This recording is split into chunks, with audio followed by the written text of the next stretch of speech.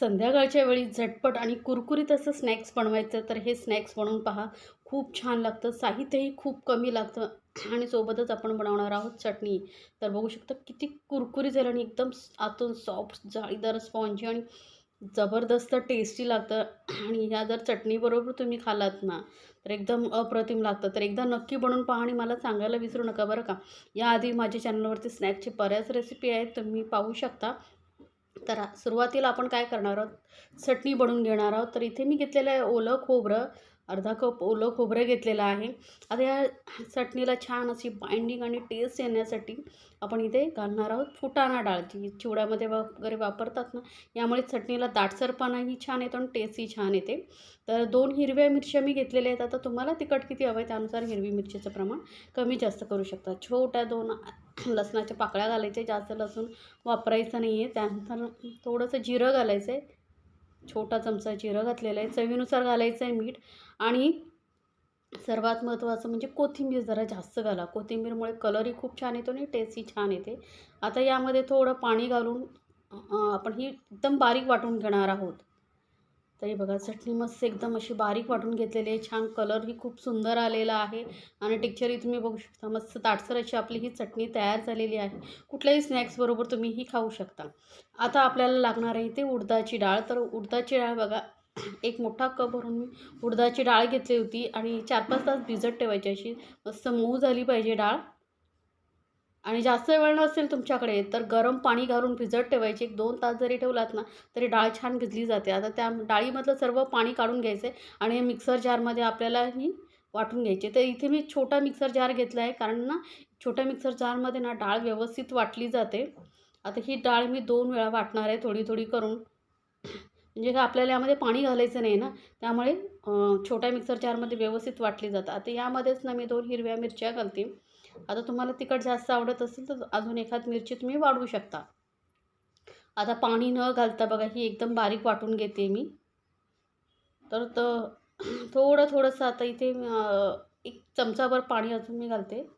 ही डाळ घट्टसर वाटायची असते ना, त्यामुळे थोडंसं 1 चमचाभर पाणी घातलं आहे आणि बघा अशी मस्त घट्टसर वाटून घेतलेली आहे आणि एकदम मऊसूत असे फ्लफी असं आपलं हे डाळ वाटलेली आहे. आता ही डाळ आपण काढून घेऊया, एका मोठ्या भांड्यामध्ये घ्यायचं बरं का. इथे आपल्याला बाऊल जो वापरायचा आहे ना, थोडा मोठा वापरायचा आहे, कारण ही आपल्याला डाळ नंतर फेटून घ्यायची असते. आता डाळ पूर्ण वाटून घेतल्यानंतर यामध्ये ना थोडंसं कढीपत्त्याची पाने बारीक चिरून घालते. थोडी घालते कोथिंबीर. सोबतच आता आपण घालूया चवीनुसार मीठ. आणि आता हे आपलं जे स्नॅक्स आहे मस्त कुरकुरीत होण्यासाठी आणि आपण यामध्ये घालणार आहोत तांदळाचं पीठ. तर 2 चमचे मी इथे तांदळाचं पीठ घालते. बेसन नाही वापरायचं बरं का आपल्याला, इथे तांदळाचं पीठच वापरायचं आहे. तांदळाच्या पिठामुळे ना छान असा कुरकुरीतपणा येतो आणि समजा तुमचं बॅटर ओलसर वगैरे झालं असेल तर छान बाइंडिंगही होते, कारण आपल्याला हे जास्त पातळ नको आहे. पातळ झालं तर मग तुमचा जो स्नॅक्स आहे जास्त कुरकुरीत होणार नाही. त्यामुळे 2 चमचे तांदळाचं पीठ घालायचं. पाण्याचा कमी वापर करूनच वाटायचं आहे, लक्षात ठेवा. आता हे छान असं आपल्याला फेटून घ्यायचं आहे. हाताच्या साहाय्याने फेटलं की कसं व्यवस्थित फेटलं जातं. 2-3 मिनटं छान असं फेटून घ्यायचं आहे. जेवढं व्यवस्थित फेटाल ना आणि हे जे बॅटर आहे छान असं हलकं फ्लफी झालं ना, की आपलं स्नॅक्स कुरकुरीत होतं. तर बघू शकता पहिल्यापेक्षा छान असं फुललं गेलेलं आहे आणि मस्त असं हाताला एकदम सॉफ्ट असं फ्लफी असं लागतं आहे मिश्रण, हे बघा. आणि किती घट्ट आहे बघू शकता. त्यामुळेच कमी पाणी घालायचं आहे आणि छान असं एकदम बारीक वाटून घ्यायचं आहे. ते बघा डाळ मस्त अशी आपलं हे जे बॅटर आहे छान असं वाटलं गेलेलं आहे. आता यामध्ये आपल्याला घालायचं आहे, काय करायचं, हाताला थोडंसं पाणी लावू शकता किंवा असे जरी छोटे-छोटे पाणी न लावता वडे घातलात ना तेलामध्ये तरी मस्त होतात फ्लफी. जास्त मोठे घालायचे नाही बरं का. आणि गॅस मीडियमवरती ठेवून असे आपण हे तळून घेणार आहोत.